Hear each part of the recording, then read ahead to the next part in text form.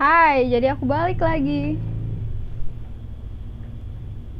Baru aja mau record ulang ya, udah ada suara. Oke, jadi aku akan geser sedikit buat nutupin ya gantungan-gantungan itu ya, gak apa-apa lah ya. Oke. This is better. Ya, jadi aku bakal lanjut lagi nih baca buku Harry Potternya. Semoga bisa segera aku upload semua ya buat kalian. Ya, kita lanjut.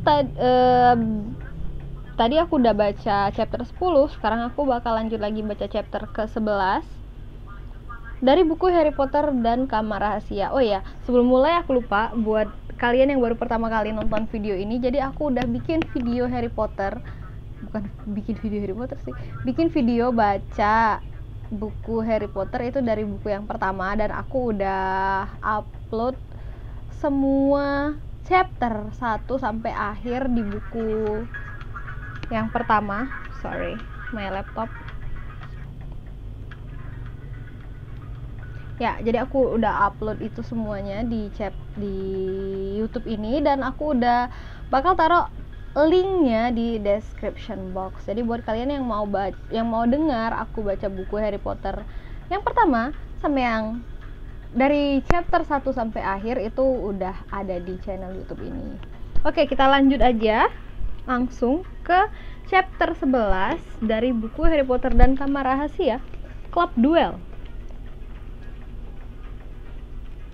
Ketika Harry terbangun pada hari Minggu pagi, kamarnya dipenuhi sinar matahari musim dingin dan lengannya sudah bertulang lagi.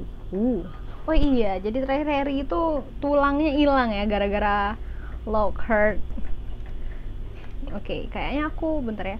Aku ini sambil streaming penutupan BIE nih. BEI salah, BIE.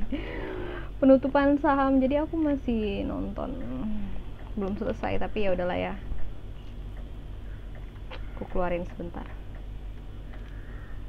Kok dikeluarin kah? Ya, oke. Kita lanjut aja dulu ke sini. Club Duel. Ketika Harry terbangun pada hari Minggu pagi, kamarnya dipenuhi sinar matahari musim dingin. Dan lengannya sudah bertulang lagi, tetapi sangat kaku. Dia segera duduk dan menoleh ke tempat tidur Colin. Tetapi ternyata di antara tempat tidurnya dan tempat tidur Colin telah dipasangi tirai tinggi yang kemarin dipasang untuk melindunginya berganti pakaian. Melihat Harry sudah bangun, Madame Pomfrey datang membawa nampan sarapan dan mulai menekuk dan menarik lengan, tangan, dan jari-jarinya. Semua bagus, katanya. Ketika Harry dengan canggung menyuapkan bubur dengan tangan kirinya, sesudah makan, kau boleh pulang. Harry berpakaian secepat dia bisa dan bergegas ke menara Gryffindor. Dia sudah ingin sekali bercerita kepada Ron dan Hermione soal Colin dan Dobby. Tetapi ternyata mereka tak ada di sana. Harry pergi lagi untuk mencari mereka dalam hati, bertanya-tanya kemana kiranya mereka, dan merasa agak sakit hati karena mereka tidak ingin tahu apakah tulangnya bisa tumbuh lagi atau tidak. Saat Harry melewati perpustakaan, Percy Weasley keluar dari situ. Dia kelihatan jauh lebih riang daripada ketika terakhir kali bertemu. "Oh, halo Harry," sapanya. "Terbangmu hebat sekali kemarin, benar-benar luar biasa. Gryffindor memimpin dalam memperoleh angka untuk piala asrama. Kau mendapat 50 angka." "Kau tidak melihat Ron atau Hermione?" tanya Harry. "Tidak," kata Percy. Senyumnya memudar. Mudah-mudahan Ron tidak berada di toilet anak perempuan yang lain.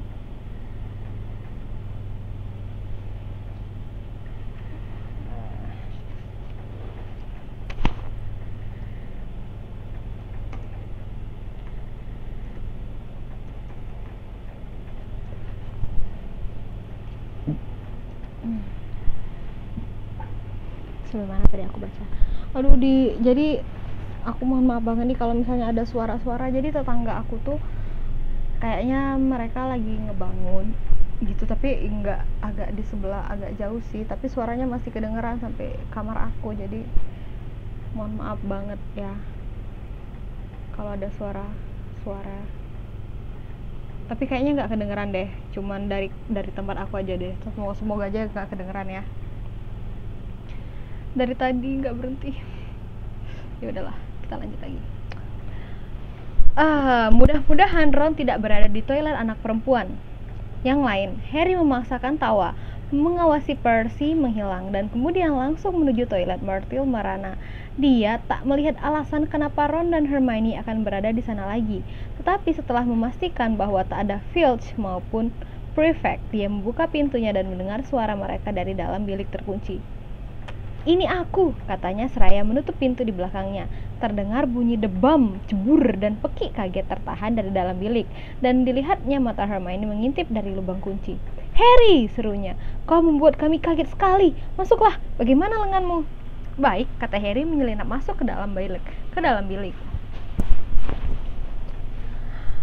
Sebuah kuali tua bertengger di atas kloset dan berbunyi berderak di bawah tepi kuali membuat Harry tahu mereka telah menyalakan api di bawahnya.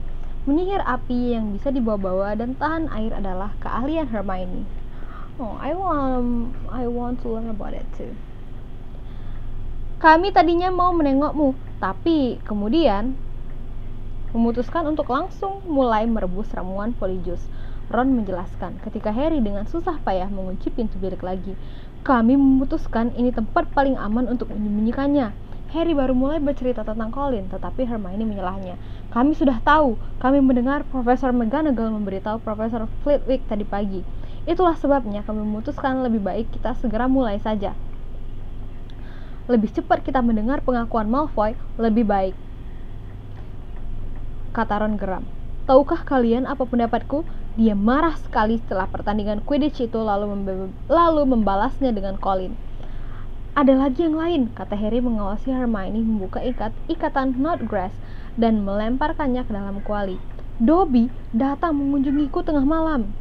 Ron dan Hermione menengadah keheranan. Harry menceritakan kepada mereka semua yang diceritakan Dobby atau yang tidak diceritakannya. Ron dan Hermione mendengarkan dengan mulut ternganga. "Kamar rahasia sudah pernah dibuka sebelumnya," kata Hermione. "Jelas kalau begitu," kata Ron dengan nada penuh kemenangan. "Lucius Malfoy pastilah telah membuka kamar rahasia waktu dia bersekolah di sini, dan sekarang dia memberitahu anak kesayangannya, si Draco. Bagaimana caranya? Jelas sekali. Sayang sekali Dobby tidak memberitahumu monster seperti apa yang ada di dalamnya. Aku penasaran, bagaimana mungkin tak ada orang yang melihatnya berkeliaran di sekolah?" "Mungkin dia bisa membuat dirinya tidak kelihatan," kata Hermione menekan lintah-lintah ke dasar kuali. "Atau mungkin dia menyamar, pura-pura menjadi baju zirah atau entah apa. Aku sudah baca tentang hantu bunglon." "Kau terlalu banyak membaca, Hermione," kata Ron sambil menuangkan serangga sayap rendah mati ke atas lintah-lintah. Dia meremas kantong serangga yang sudah kosong dan berpaling menatap Harry. "Jadi, Dobby menghalangi kita naik kereta api dan mematahkan lenganmu," Ron menggeleng-geleng. Tahu tidak, Harry? Kalau dia tidak berhenti berusaha menyelamatkan hidupmu, dia akan membunuhmu."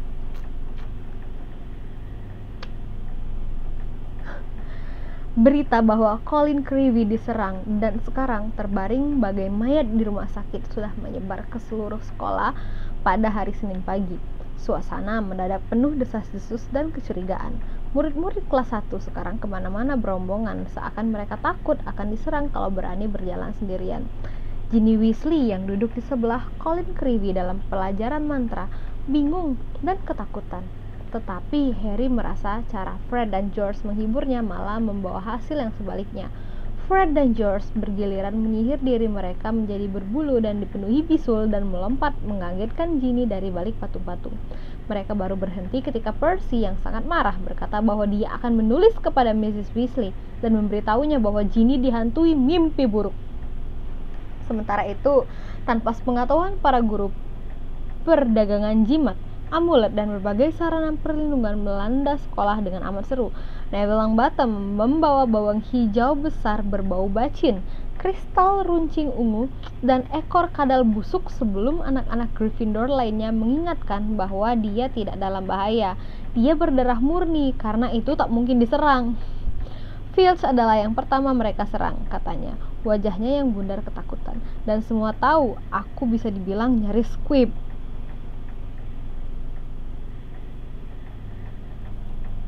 Dalam minggu kedua, Profesor McGonagall berkeliling seperti biasanya. mendaftar nama-nama mereka yang akan tinggal di sekolah selama liburan Natal. Harry, Ron, dan Hermione mendaftar. Mereka sudah mendengar bahwa Malfoy juga akan tinggal. Bagi mereka, ini sangat mencurigakan. Liburan merupakan saat yang paling tepat untuk menggunakan ramuan Polyjuice dan mencoba mengorek pengakuan darinya. Sayangnya, ramuan itu baru separuh selesai. Mereka masih membutuhkan tanduk bicorn dan kulit ular pohon, dan satu-satunya tempat mereka bisa mendapatkan keduanya adalah lemari pribadi Snape. Harry sendiri merasa dia lebih suka menghadapi monster legendaris Slytherin daripada tertangkap Snape sedang merampok kantornya.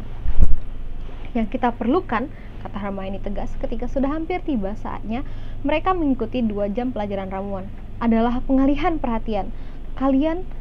Kemudian salah satu dari kita menyelinap ke dalam kantor Snape dan mengambil yang kita perlukan. Harry dan Ron memandang Hermione dengan cemas. Aku juga bakal cemas kalau ada di posisi Harry sama Ron. Kurasa lebih baik aku yang melakukan pencurian. Hermione melanjutkan dengan tegas. Kalian berdua akan dikeluarkan jika membuat kesalahan lain, sedangkan reputasiku masih bersih. Jadi yang perlu kalian lakukan hanyalah menimbulkan cukup kegaduhan untuk membuat Snape sibuk selama kira-kira 5 menit.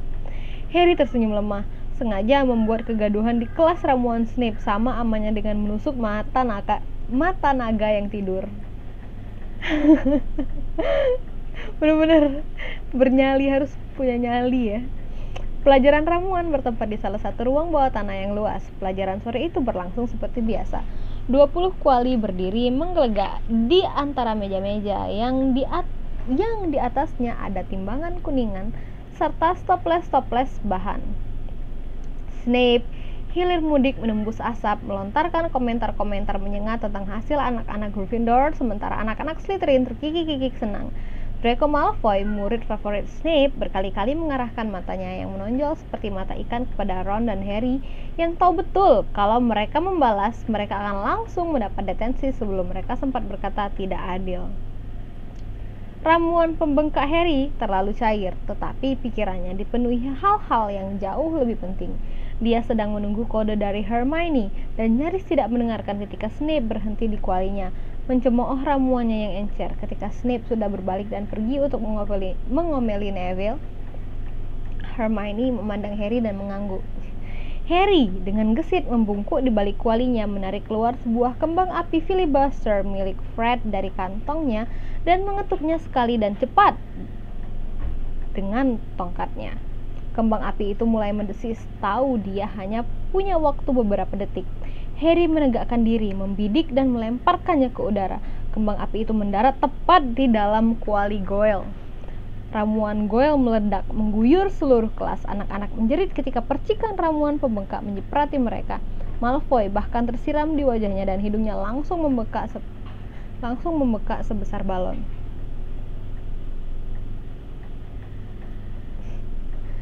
Goyle terhuyung-huyung, tangannya menutupi matanya. Wait, kayaknya tapi itu bentar. Goyle terhuyung-huyung, tangannya menutupi matanya yang sudah membesar seukuran piring.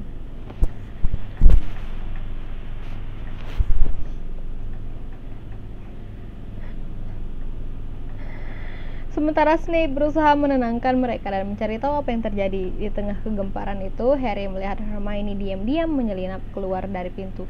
Diam! Diam! Raung Snape. Siapa saja yang kecipratan, kesini untuk mendapatkan ramuan pengempis. Kalau aku tahu siapa yang melakukan ini. Harry berusaha tidak tertawa ketika dilihatnya Malfoy bergegas maju. Kepalanya tergantung rendah keberatan, hidungnya yang sudah menjadi sebesar melon. Selagi separuh kelas berjalan dengan susah payah ke meja Snape, beberapa keberatan lengan yang sebesar pentungan dan yang lain tak bisa bicara karena bibirnya membengkak super besar. Harry melihat Hermione menyelinap balik ke dalam kelas. Bagian depan jubahnya menggembung. Setelah semua minum seteguk penangkal dan berbagai bengkak sudah mengempis, Snape melesat ke kuali Goyle dan menyendok sisa kembang api yang terkiling hitam. Kelas menjadi hening. Kalau sampai kutemukan siapa yang melempar ini, bisik Snape, akan kupastikan anak itu dikeluarkan. Harry mengatur wajahnya dengan harapan semoga tampak seperti ekspresi kebingungan. Snape memandangnya lurus-lurus dan bel berdering 10 menit kemudian membuatnya betul-betul lega. Dia tahu aku pelakunya, Harry memberitahu Ron dan Hermione.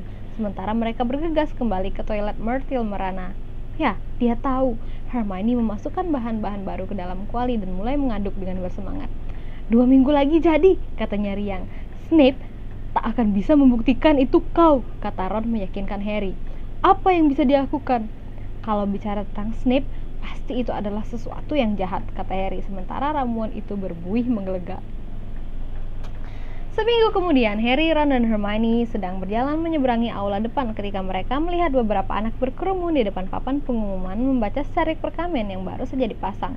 Seamus, Finnegan, dan Dean Thomas memberi isyarat agar mereka mendekat. Mereka kelihatan bersemangat sekali. Mereka mengadakan klub duel, kata Seamus. Pertemuan pertama malam ini. Aku tak keberatan ikut pelajaran duel, pasti akan bermanfaat hari-hari ini. Apa? Kau pikir si monster Slytherin bisa berduel? Ron menanggapi, tapi dia juga membaca pengumuman itu dengan penuh minat. Bisa berguna, kata Harry kepada Hermione waktu mereka berangkat makan malam. Kita ikut, Harry dan Hermione sepakat. Maka pukul 8 malam itu mereka bergegas kembali ke aula besar. Meja makan panjang sudah lenyap dan panggung keemasan telah muncul di depan salah satu dinding. Diterangi 1000 lilin yang melayang-layang di atasnya. Langit-langit sekali lagi gelap pekat dan sebagian besar murid-murid tampaknya berkumpul di situ. Semua membawa tongkat dan kelihatan bergairah. Siapa yang akan mengajar kita? Kata Hermione. Ayo tebak siapa gurunya. Bisa nggak nebaknya? Ayo. Bentar.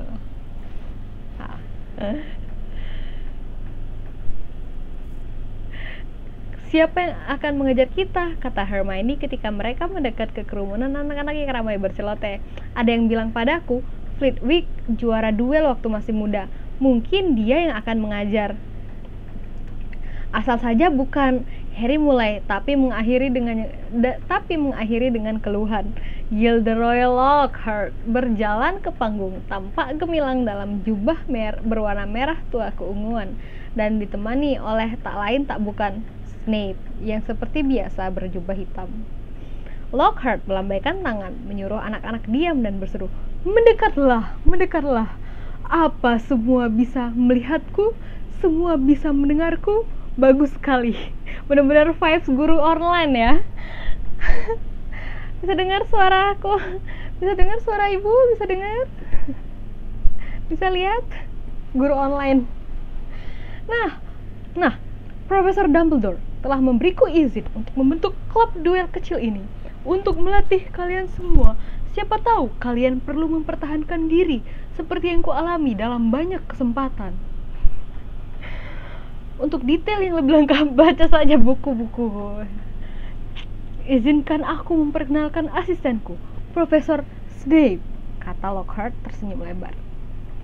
Ia memberitahu aku, dia tahu juga sedikit tentang duel dan bersedia membantuku melakukan peragaan singkat sebelum kita mulai. Nah, aku tak ingin kalian cemas. Kalian masih akan memiliki ahli ramuan kalau aku sudah selesai menanganinya. Tak usah takut. Bukankah bagus kalau mereka saling bunuh? Gumam Ron di telinga Harry. Bibir atas Snape mencibir. Harry heran kenapa Lockhart masih tersenyum. Kalau Snape memandangnya seperti itu, Harry pastilah sudah kabur secepat mungkin. Lockhart dan Snape berbalik untuk saling berhadapan dan membungkuk. Paling tidak Lockhart membungkuk dengan tangan berputar-putar, sementara Snape cuma mengedikan kepalanya dengan jengkel. Tangan berputar-putar, guys. Kemudian mereka mengangkat tongkat seperti pedang di depan mereka. Okay. I don't have pen. Seperti kalian lihat, kami memegang tongkat dalam posisi tempur yang diterima. Lockhart memberitahu penonton dalam diam. Pada hitungan ketiga, kami akan melontarkan mantra pertama kami. Tak satu pun dari kami berdua bermaksud membunuh tentu. Aku tak yakin, gumam Harry mengawasi Snape yang menyeringai memamerkan gigi-giginya. 1, 2, 3.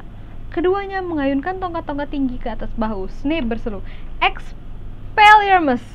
Cahaya merah menyilaukan berkilat menyambar dan Lockhart terangkat. Dia terbang mundur keluar panggung, menabrak dinding, merosot dan akhirnya terlentang di lantai. Wait, Expelliarmus itu bukannya mantra buat ngambil ini ya, tongkat sihir ya? Kok orangnya malah terpental? Iya, Expelliarmus itu buat tongkat sihir. Berarti sebegitu ini antara Snape-nya yang bener-bener strong mantranya, atau Lockhart ya bener-bener nggak ada kemampuan sama sekali sampai dia bisa mental. Seharusnya cuma tongkat doang sih yang mental, bukan orangnya. Malfoy dan beberapa anak Slytherin lain bersorak. Hermione berjingkat-jingkat panik. Apakah dia tidak apa-apa? Pekiknya di antara jari-jarinya. Siapa peduli, kata Ron dan Harry bersamaan. Lockhart bangun terhuyung-huyung. Topinya jatuh dan rambutnya yang ikal kini mencuat berdiri. Wah, Anda berhasil, katanya, tertatih-tatih kembali ke panggung. Itu tadi, mantra pelepas senjata. Bener kan, mantra pelepas senjata. Seperti yang kalian lihat, tongkatku hilang. Terima kasih Miss Brown. Ya, ide bagus sekali untuk menunjukkan kepada mereka, Profesor Snape. Tapi kalau Anda tidak keberatan, bisa ku bilang jelas sekali apa yang akan Anda lakukan tadi. Kalau aku mau menghentikan Anda, gampang sekali. Tapi aku merasa ada baiknya membiarkan anak-anak melihatnya. Snape kelihatan siap membunuh. Profesor Lockhart akhirnya sadar juga karena dia berkata, cukup peragaannya. Aku akan turun ke antara kalian dan memasang-masangkan kalian. Profesor Snape, kalau Anda bersedia membantuku. Mereka bergerak di antara anak-anak memasang-masangkan partner. Lockhart memasangkan Neville dengan Justin Finch-Lee, tetapi Snape mencapai Harry dan Ron lebih dulu. Sudah waktunya memecah tim impian, kurasa, ejeknya. Weasley, kau berpartner dengan Finnegan. Potter, Harry otomatis bergerak mendekati Hermione. Kurasa tidak, kata Snape tersenyum dingin. Mr. Malfoy, kemari. Coba lihat apa yang bisa kau lakukan terhadap si Potter yang terkenal ini. Dan kau, Miss Granger, kau bisa berpartner dengan Miss Bulstrode.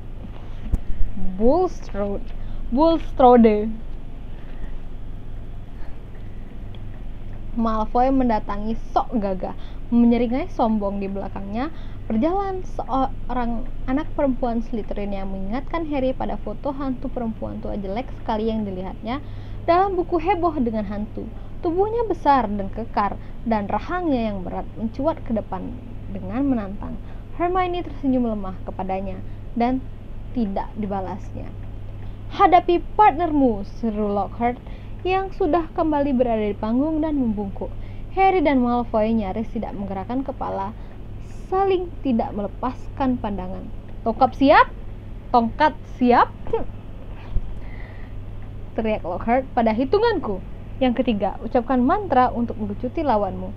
Hanya untuk melucuti mereka. Kita tidak menginginkan terjadi malapetaka. 1, 2, 3. Harry mengangkat tongkatnya ke atas bahu, tetapi Malfoy sudah bertindak pada hitungan kedua. Mantranya menghantam Harry begitu keras sampai Harry merasa seakan kepalanya dipukul wajan. Dia terhuyung, tetapi kelihatannya dia tidak apa-apa. Tanpa membuang waktu, Harry mengayunkan tongkatnya lurus-lurus ke arah Malfoy dan berteriak, Rictus Sempra! Cahaya keperakan muncul menghantam perut Malfoy dan dia membungkuk menciut-ciut. Ku bilang lucuti senjatanya saja, teriak Lockhart kaget di atas kepala anak-anak yang sedang bertanding. Ketika Malfoy jatuh berlutut, Harry menyerangnya dengan mantra gelitik dan Malfoy nyaris tak bisa bergerak saking sibuknya tertawa. Harry mundur merasa tidak adil menyihir Malfoy yang masih di lantai, tetapi dia keliru. Terengah kehabisan nafas, Malfoy mengarahkan tongkatnya kepada Harry berkata tersedak, Tarantalegra, dan detik berikutnya kaki Harry yang sudah bergerak nyentak-nyentak dengan cepat di luar kendalinya. Stop! Lockhart berteriak, tetapi Snape segera mengambil tindakan. Finite incantatem, teriaknya. Kaki Harry berhenti menari, Malfoy berhenti tertawa, dan mereka bisa menengok lagi. Asap kehijauan memenuhi panggung. Neville dan Justin terbaring di lantai terengah-engah. Ron memegangi Seamus yang wajahnya sepucat tembok, meminta maaf untuk entah apa yang telah dilakukan tongkat patahnya. Tetapi Hermione dan Millicent masih bergerak. Millicent memiting Hermione dan Hermione mengerang kesakitan. Tongkat keduanya tergeletak, terlupakan di atas panggung. Harry melompat menarik Millicent. Susah sekali karena dia jauh lebih besar daripada Harry. Ya ampun, kata Lockhart, gugup dari antara kepala anak-anak, memandangi hasil duel. Bangun, Macmillan, hati-hati, Miss Fawcett cubit keras-keras, darahnya akan langsung berhenti. Put, kurasa ada baiknya kau ajari kalian menangkal mantra tak bersahabat, kata Lockhart berdiri kebingungan di tengah aula. Dia melirik Snape yang mata hitamnya berkilat-kilat dan segera membuang pandang.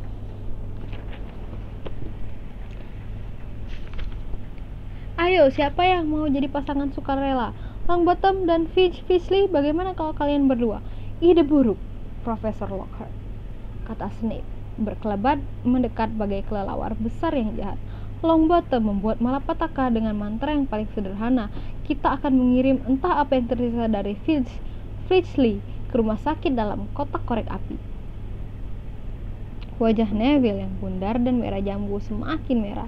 Bagaimana kalau Malfoy dan Potter saja? Kata Snape dengan senyum licik. Ide bagus, kata Lockhart memberi isyarat kepada Harry dan Malfoy agar maju ke tengah aula, sementara anak-anak mundur untuk memberi mereka tempat. Nah, Harry, kata Lockhart, kalau Draco mengacungkan tongkatnya ke arahmu, kau tangkal begini.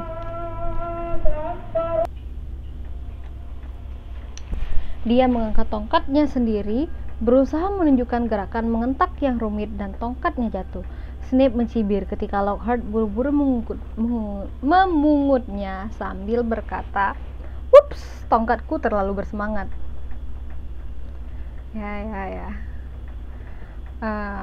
Snape mendekati Malfoy, membungkuk dan berbisik di telinganya. Malfoy ikut mencibir. Harry mendongak memandang Lockhart dengan gugup dan berkata, "Profesor, bisakah Anda menunjukkan cara menangkal tadi sekali lagi?" "Takut nih," gumam Malfoy sehingga Lockhart tidak bisa mendengarnya. "Maumu," balas Harry dari sudut mulutnya. Lockhart memegang bahu Harry dengan riang. "Lakukan saja apa yang kau lakukan tadi, Harry." "Apa? Menjatuhkan tongkat saya?" Tapi Lockhart tidak mendengarnya. 1, 2, 3, mulai, teriaknya. Malfoy cepat-cepat mengangkat tongkatnya dan berteriak, "Serpent Sartoria!" Ujung tongkatnya meledak. Harry mengawasi terperanjat ketika seekor ular panjang hitam melesat dari ujung tongkat itu, terjatuh dari lantai di antara mereka berdua dan mengangkat kepalanya, siap menyerang. Anak-anak menjerit-jerit, mundur ketakutan. "Jangan bergerak, Potter," kata Snape santai, jelas senang melihat Harry berdiri bergeming berhadapan dengan ular yang marah. "Akan kulenyapkan." "Biar aku saja," teriak Lockhart. Diacungkannya tongkat ke arah si ular dan terdengar letusan keras. Si ular alih-alih lenyap terbang setinggi 3 meter dan terjatuh kembali di lantai dengan bunyi berdebam keras. Marah sekali, mendesis-desis berang, ular itu menuju Justin Fletchley dan mengangkat kepalanya lagi, memamerkan gigi taringnya siap menyerang. Harry tidak tahu apa yang membuatnya berbuat begitu. Dia bahkan tidak sadar telah memutuskan untuk melakukannya. Yang diketahuinya hanyalah kakinya membawanya maju seakan ada rodanya, dan bahwa dia berteriak bodoh kepada si ular. "Jangan ganggu dia!" Dengan ajaib sekali, tak bisa dijelaskan, si ular terpuruk di lantai jinak seperti selang air besar hitam. Matanya sekarang memandang Harry. Harry merasa ketakutannya memudar. Dia tahu ular itu tidak akan menyerang siapa-siapa sekarang. Meskipun bagaimana dia tahu, dia tidak bisa menjelaskan. Dia justru menengadah menatap Justin, tersenyum berharap Justin kelihatan lega atau bingung atau bahkan berterima kasih, tapi Justin justru tampak marah dan ketakutan. "Kau pikir apa yang kau lakukan?" teriaknya, dan sebelum Harry sempat berkata apa-apa, Justin telah berbaring dan bergegas meninggalkan aula. Snape maju melambaikan tongkatnya dan si ular lenyap dalam kepulan asap hitam. Snape juga menatap Harry dengan cara yang tidak terduga, tajam, licik, dan penuh perhitungan, dan Harry tidak menyukainya. Dia juga samar-samar menyadari bisik-bisik tak senang di seluruh ruangan.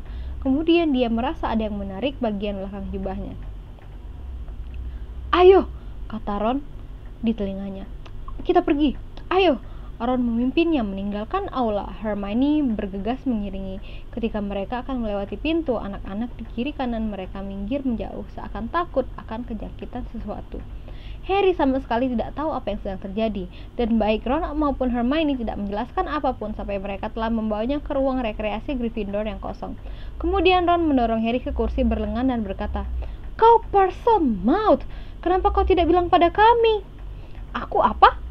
"Parselmouth," kata Ron. "Kau bisa berbicara dengan ular." "Aku tahu," kata Harry. "Maksudku tadi itu baru kedua kalinya aku bicara dengan ular. Aku pernah tak sengaja melepaskan boa pembeli dan membuat sepupuku Dudley ketakutan di kebun binatang. Ceritanya panjang, tapi ular itu memberitahuku bahwa dia belum pernah melihat Brazil, dan tanpa sengaja aku seolah telah membebaskannya. Itu sebelum aku tahu aku penyihir." "Ular boa pembelit memberitahumu dia belum pernah melihat Brazil?" Ron mengulang lemas. "Jadi," kata Harry, "pasti banyak orang di sini yang bisa melakukan itu." "Oh, tidak, mereka tidak bisa," kata Ron. "Itu kemampuan yang sangat tidak umum, Harry. Ini buruk sekali." "Apa yang buruk?" kata Harry mulai jengkel. "Kenapa sih dengan kalian semua? Dengar, kalau aku tidak melarang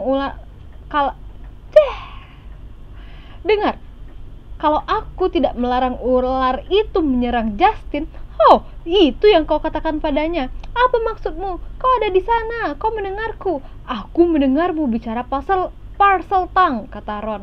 "Bahasa ular. Kau bisa saja ngomongin entah apa. Tak heran Justin panik. Kedengerannya kau menyemangati si ular itu untuk melakukan sesuatu. Mengerikan tahu." Harry melongo. "Aku bicara bahasa lain, tapi aku tidak menyadarinya. Bagaimana mungkin aku bisa bicara bahasa lain tanpa diriku sendiri tahu?" Ron menggeleng. Baik dia maupun Hermione kelihatan seolah baru saja kematian teman. Baru saja kematian teman. Harry tak mengerti apa yang begitu menyedihkan mereka.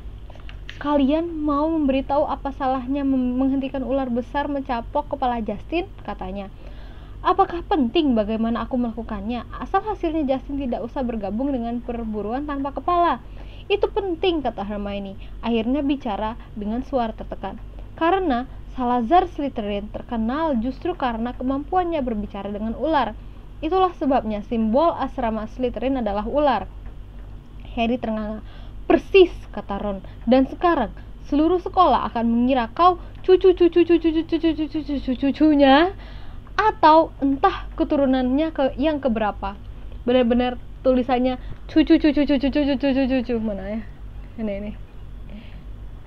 Can you guys read it? Cucu. "Tapi aku bukan keturunannya," kata Harry dengan kepanikan yang tak bisa dijelaskan. "Susah dibuktikan," kata Hermione. "Dia hidup kira-kira 1000 tahun yang lalu. Bisa saja kau memang keturunannya." Belum habis ternyata chapternya. Masih banyak. Oh my god, masih banyak. Ya, semangat. Harry terbaring tak bisa tidur selama berjam-jam. Malam itu, lewat celah kelambu yang mengelilingi tempat tidur besarnya, dia memandang salju yang mulai melayang turun melewati jendela menara. Wow, udah mulai gelap. Dan bertanya-tanya dalam hati, mungkinkah dia keturunan Salazar Slytherin? Dia toh tak tahu menahu tentang keluarga ayahnya. Keluarga Dursley selalu melarangnya mengajukan pertanyaan-pertanyaan tentang keluarga penyihirnya. Diam-diam, Harry mencoba mengatakan sesuatu dalam Parseltongue. Kata-katanya tak mau keluar. Rupanya dia harus berhadapan langsung dengan ular untuk bisa melakukannya. "Tetapi aku di Gryffindor," pikir Harry. "Topi seleksi tidak akan menempatkanku di sana kalau aku punya darah Slytherin." Kata suara kecil tidak menyenangkan di dalam otaknya. "Tetapi topi seleksi kan sebetulnya ingin menempatkanmu di Slytherin, apa kau tidak ingat?" Harry berbalik. Dia akan bertemu Justin besok di kelas herbologi, dan dia akan menjelaskan bahwa dia justru menyuruh ular itu pergi, bukan mendekat. Dan dia berpikir dengan marah sambil menggembungkan bantalnya. Semua orang bodoh seharusnya juga tahu. Tetapi paginya, salju yang mulai turun di malam hari telah berubah menjadi badai salju. Begitu hebatnya, sehingga kelas herbologi terakhir tahun ajaran itu dibatalkan. Oh, ada suara lagi. Ya, semoga nggak terlalu kedengaran ya.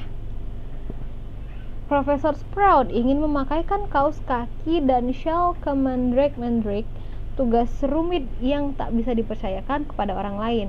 Apalagi sekarang, ketika penting sekali bagi Mandrake itu segera tumbuh dan menghidupkan kembali Mrs. Norris dan Colin Creevy. Harry resah. Dia berceloteh terus tentang Justin di sebelah perapian di ruang rekreasi Gryffindor. Sementara Ron dan Hermione menggunakan jam kosong mereka untuk main catur sihir. Astaga Harry, kata Hermione putus asa ketika salah satu menteri Ron bergulat menjatuhkan perwiranya dari kudanya dan menyeretnya keluar papan. Pergilah cari Justin kalau itu begitu penting bagimu. Maka Harry bangkit dan keluar lewat lubang lukisan bertanya-tanya dalam hati di mana kiranya Justin. Kastil lebih gelap daripada biasanya di siang hari karena salju tebal abu-abu yang berpusar di semua jendela. Bergidik, Harry berjalan melewati ruang-ruang kelas tempat pelajaran sedang berlangsung, menangkap sedikit-sedikit apa yang sedang terjadi di dalam. Profesor McGonagall sedang berteriak kepada seseorang yang kedengarannya telah mengubah temannya menjadi lunak, melawan keinginan untuk melongo. Harry terus berjalan berpikir bahwa Justin mungkin menggunakan jam kosong ini untuk mengerjakan PR, dan memutuskan untuk mengecek perpustakaan lebih dulu. Serombongan anak-anak Hufflepuff yang seharusnya ikut pelajaran herbologi ternyata memang duduk di bagian belakang perpustakaan, tetapi kelihatannya mereka tidak sedang bekerja. Di antara deretan rak buku yang tinggi, Harry bisa melihat bahwa kepala mereka berdekatan dan mereka kelihatannya sedang terlibat obrolan mengasihkan. Dia tidak bisa melihat apakah Justin berada di antara mereka. Dia sedang berjalan ke arah mereka ketika sesuatu yang mereka katakan tertangkap di telinganya, dan dia berhenti untuk mendengarkan. Tersembunyi di seksi gaib buku-buku yang membahas tentang segala sesuatu yang tak kelihatan. Jadi, kata seorang anak laki-laki gemuk, kusuruh Justin sembunyi di asrama kita. Maksudku, kalau Potter sudah mengincarnya sebagai korban berikutnya, lebih baik dia tidak menonjolkan diri dulu. Tentu saja Justin sudah menduga hal semacam itu akan terjadi sejak dia kelepasan omong pada si Potter bahwa dia kelahiran Muggle. Justin bilang padanya dia sudah didaftarkan ke Eton. Itu bukan hal yang kau gembor-gemborkan dengan adanya pewaris Slytherin yang berkeliaran, kan? Kalau begitu, kau yakin betul Potterlah pelakunya, Ernie? Kata seorang anak perempuan berkepang pirang dengan cemas. Hana, kata si gemuk sungguh-sungguh, dia Parselmouth. Semua tahu itu tanda penyihir hitam. Pernahkah kau dengar ada penyihir terhormat yang bisa bicara dengan ular? Slytherin sendiri dijuluki si lidah ular. Terdengar gumam-gumam seru, dan Ernie meneruskan, ingat apa yang tertulis di dinding. Musuh sang pewaris, waspadalah. Potter kan boleh dibilang bentrok dengan Filch, dan berikutnya kita tahu kucing si Filch diserang. Anak kelas 1 itu, si Creevy, membuat Potter jengkel waktu pertandingan Quidditch, memotretnya ketika dia tergeletak di lumpur. Yang kemudian kita tahu Creevy diserang, tapi dia selalu kelihatan menyenangkan, kata Hana tak yakin. Dan ya, dialah yang membuat kau tahu siapa menghilang. Masa sih dia jahat?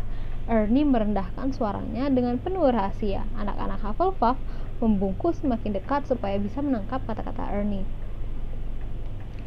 Tak seorang pun tahu bagaimana dia bisa selamat dari serangan kau tahu siapa. Maksudku, dia masih bayi waktu itu terjadi. Mestinya kan dia sudah hancur berkeping-keping. Hanya penyihir hitam berkekuatan luar biasa yang bisa bertahan dari serangan semacam itu. Dia semakin merendahkan suaranya sehingga tinggal tak lebih dari bisikan. Mungkin itulah sebabnya kau tahu siapa ingin membunuhnya.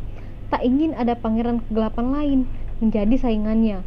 Aku ingin tahu kira-kira kekuatan apa lagi yang disembunyikan Potter.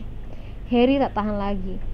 Sambil berdeham keras, dia melangkah dari balik rak-rak buku. Jika tidak semarah itu, dia akan melihat pemandangan jika tidak semarah itu, dia akan melihat pemandangan yang menyambutnya tampak lucu. Semua anak Hufflepuff itu seolah dibuat membatu hanya karena melihat dirinya, dan wajah Ernie langsung pucat pasi. "Hello," kata Harry. "Aku mencari Justin Fletchley." Susah banget ngomong namanya. Ketakutan terbesar anak-anak Hufflepuff telah terbukti. Mereka semua ketakutan memandang Ernie. "Mau apa kau mencari dia?" tanya Ernie dengan suara bergetar. "Aku ingin memberitahunya apa yang sebenarnya terjadi dengan ular di klub duel," kata Harry. Ernie menggigit bibirnya dengan pucat dan kemudian setelah menghela nafas panjang berkata, "Kami semua ada di sana. Kami melihat apa yang terjadi." "Kalau begitu, kau melihat bahwa setelah aku bicara dengan ularnya, ular itu mundur," kata Harry. "Ya, yang kulihat hanyalah," kata Ernie Bandel meskipun dia bicara sambil bergetar. "Kau bicara Parseltongue dan menggebasi ular ke arah Justin." "Aku tidak menggebasi ular itu ke arahnya," kata Harry, suaranya gemetar saking marahnya. "Ular itu bahkan tidak menyentuhnya." "Tapi nyaris saja," kata Ernie, "dan siapa tahu kau merencanakan sesuatu." Dia menambahkan buru-buru, "Ku beritahukan padamu bahwa kau bisa menelusuri keluargaku sampai 9 generasi penyihir ke belakang dan darahku sama murninya dengan siapapun. Jadi, aku tak peduli dengan darahmu darah macam apa," kata Harry sengit. "Kenapa aku mau menyerang anak-anak kelahiran Muggle? Aku sudah dengar kau membenci Muggle yang tinggal bersamamu," kata Ernie tegas. "Tak mungkin tinggal bersama keluarga Dursley dan tidak membenci mereka," kata Harry. "Coba saja sendiri, aku ingin lihat."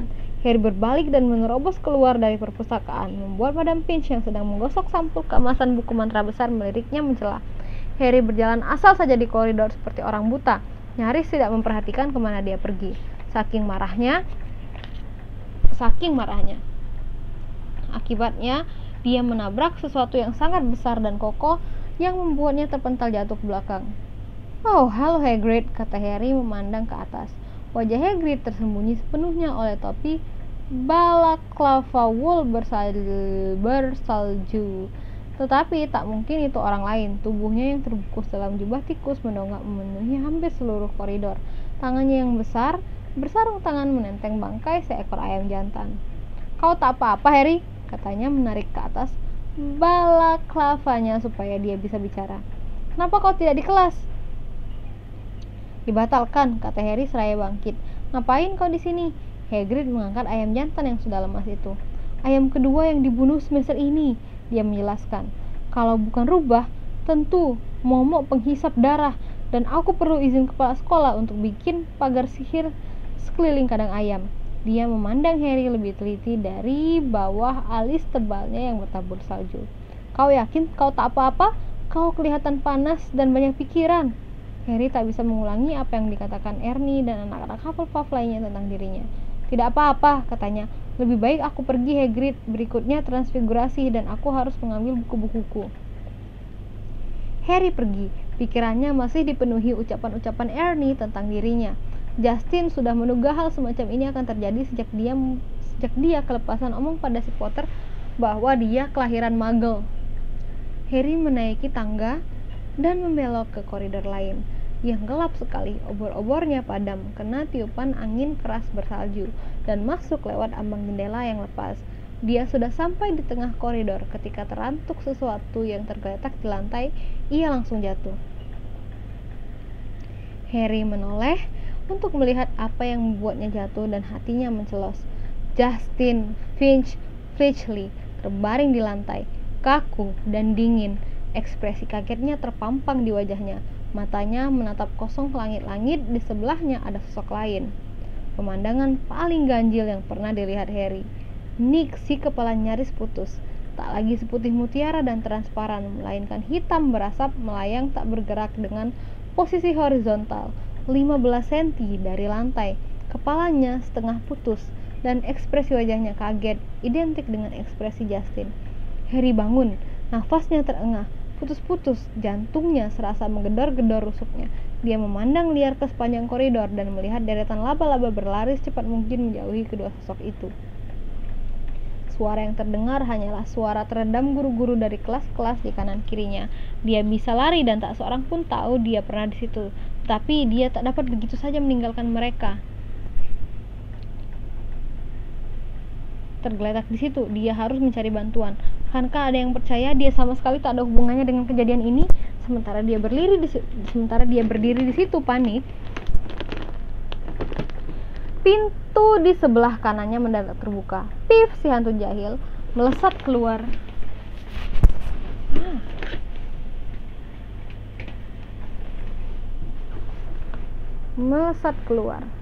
Wow, si Potty Potter! Pif terkekeh menyenggol kacamata Harry sampai miring ketika melewatinya.